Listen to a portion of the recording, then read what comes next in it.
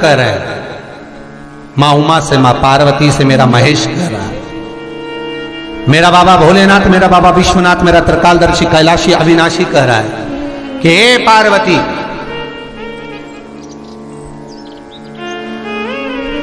एक बीला, एक बेल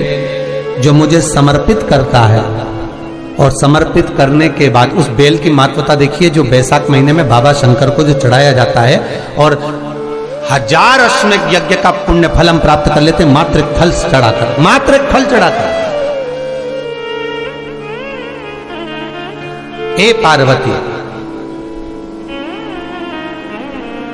संसार का मनुष्य जब मुझे वो बेलपत्र समर्पित कर, वो बेल का फल समर्पित करता है, पार्वती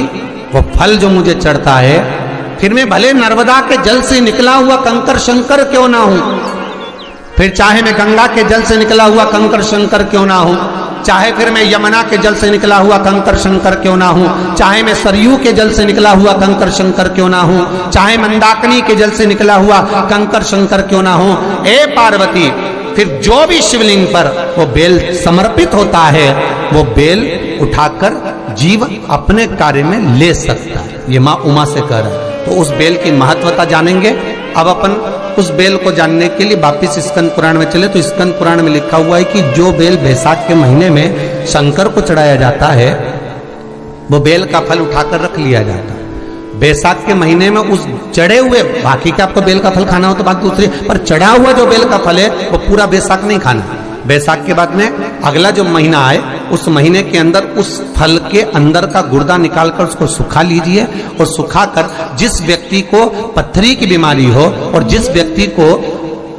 पेट में बहुत भोजन पचता ही नहीं है, पूरा शरीर पाचन क्रिया बेकार हो गई, उस व्यक्ति को केवल 7 दिन तक शंकर पर चढ़ा हुआ वो बेलपत्र प्रदान कर दीजिए, पथरी भी बाहर और पाचन क्रिया भी ठीक, जिंदगी भर तकलीफ नहीं। उस बैसाख में उस फल की इतनी महत्वता बाबा भोलेनाथ स्कंद पुराण, लिंग पुराण, नर्मदा पुराण, पद्म पुराण के अंतर्गत, शिव महापुराण के अंतर्गत वर्णन कर, उसकी महत्वता है। वो बेल का फल साधारण नहीं हो सकता। अब मंदार का जो पुष्प होता है, आंकड़े का जो फूल होता है, एक सफेद कलर का भी होता है और एक गुलाबी कलर का भी होता है। देखा है आप लोगों ने? बोलो, जम के बोलो, देखा है ना? गुलाबी कलर का जो पुष्प होता है वो, आप मंदार का, आंकड़े का जो गुलाबी कलर का पुष्प होता है, आप टीवी पे देख रहे होंगे, एक सफेद देख रहे होंगे, एक मंदार का गुलाबी फूल, नीला कलर का फूल देख रहे होंगे। जो नीला कलर का जो पुष्प होता है, गुलाबी कलर का जो आंकड़े का फूल होता है, प्रयास करना, जब किसी विषम परिस्थिति में फंस गए, विषम परिस्थिति, जब आपको लग रहा है कि मुझे बहुत भय लग रहा है, कुछ बुरा होने वाला, आपको लग रहा है आज मेरी उल्टी आंख बहुत फड़क रही है, कुछ गड़बड़ होने वाला है, आपको लग रहा है मेरी सीधी आंख फड़क रही, कुछ गड़बड़ होने वाला है, तब केवल वो नीला जो गुलाबी पुष्प है मंदार का, उसको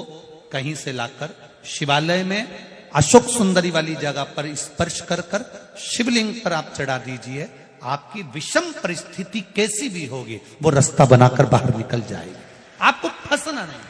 परेशान नहीं। मंदार आंकड़ा,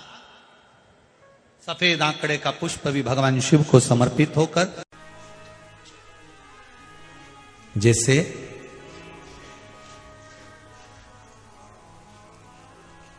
बेले के फल का गुर्दा, बेल का जो फल होता है, बेलपत्री का फल, उसका जैसे गुर्दा,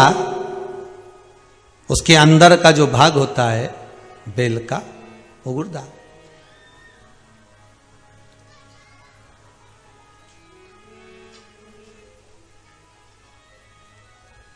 उसको अग्नि में जलाकर उसकी भस्म तैयार कर कर छान कर जब जब आपके यहां विद्वान ब्राह्मण शिव जी का अभिषेक कराते हैं, पूजन कराते हैं, तो उसमें लिखते हैं पूजन के साहित्य में, बेलपत्री, धतूरा, दुर्वा, ये उसमें नीचे लिखेंगे भस्म। लिखते कि नहीं लिखते? लिखते हैं ना, भस्म अभिषेक में चाहिए रहती है। तब उस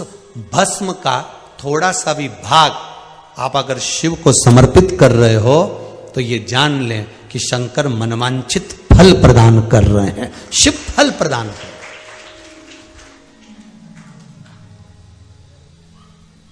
महाराज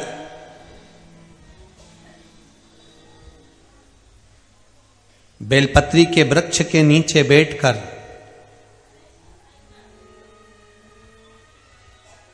हाथ में एक बेलपत्र का पत्ता रखकर आप पंचाक्षर मंत्र नमः शिवाय,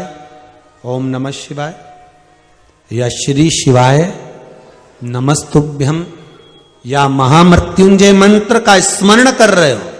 पर डंडी का भाग अपनी ओर, बेलपत्र की बीच वाली पत्ती का भाग बीच वाली उंगली की ओर रखकर अगर आप स्मरण कर रहे हैं और अपनी कामना कर कर बेलपत्री के वृक्ष के नीचे बैठकर उस पत्ते को सम्मुख रखकर बाबा से विनय कर कर एकांत में उस बेलपत्री के वृक्ष की